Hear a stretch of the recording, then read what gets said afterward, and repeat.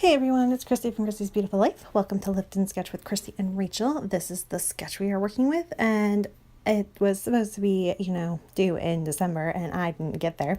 So you're getting 2 lift and sketches from me this week. You're going to get this one, and then the one that's actually going to be done this week, and then we're having a video next month, and then it'll all go back to normal in March. But we did slow it down again, baby coming, and I wanted to really play with this one. I wanted to take, instead of doing 4 photos like you can see in the sketch, I wanted to take 4 elements, and I decided chipboard. I was going to use up some of my chipboard. I'm kind of working through my stash, and I just went to my chipboard collection and I picked 4 things, all from the same one, from this chipboard one from Maggie Holmes.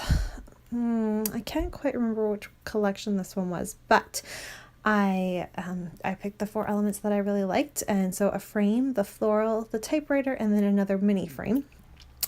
And then I'm just going to put it on some white paper. I just wanted it to be simplistic and pretty, and I wanted to play, but keep it, a little bit more on the softer side. And then I want to have, of course, some interest to the layout, though. I don't want it to just be like just these 4 elements and then nothing else on the page. So I first go ahead and try to decide which photo I want to use. I do go ahead and choose the one that you see right there where Nora is cuddled up with Sean on the couch, and I love that photo. They do that, she likes to have her daddy time. And then I'm going to trace just a square. It's kind of more like a rectangle. I did make it a little more rectangular-ish.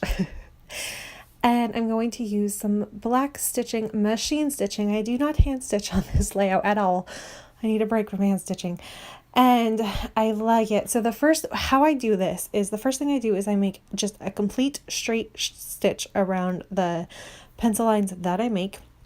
And then for the second go around, I literally just take my paper and I curve it while it's going through the same rectangular pattern. And that's how I get that squiggly line with my stitching.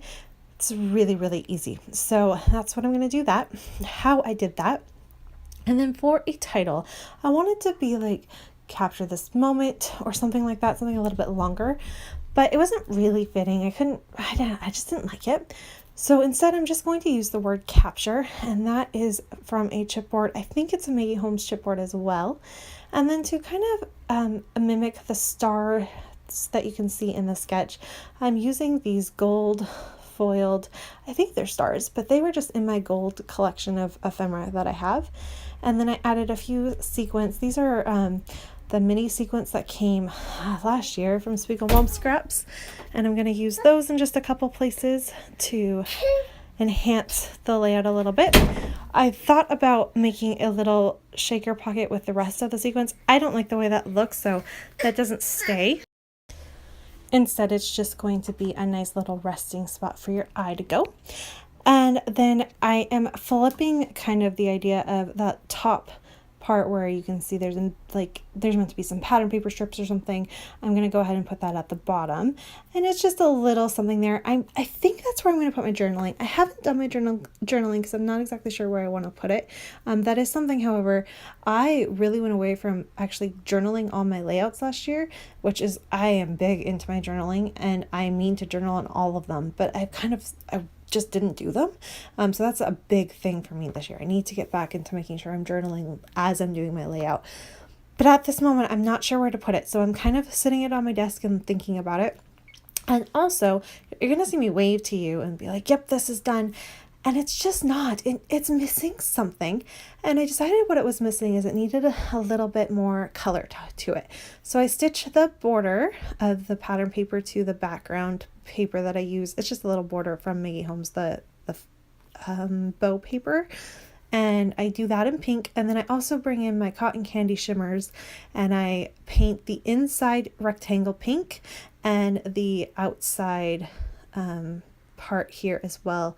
And that is going to finally wrap up this layout. So thank you so much for watching. Rachel's layout was posted back in December, but I'll leave a link so you can check that out. And like I said, I will be back later this week with our other episode of Lift and Sketch for the month. Here's a look at my final layout, and I'll see you really soon. Bye everyone, and thank you for watching.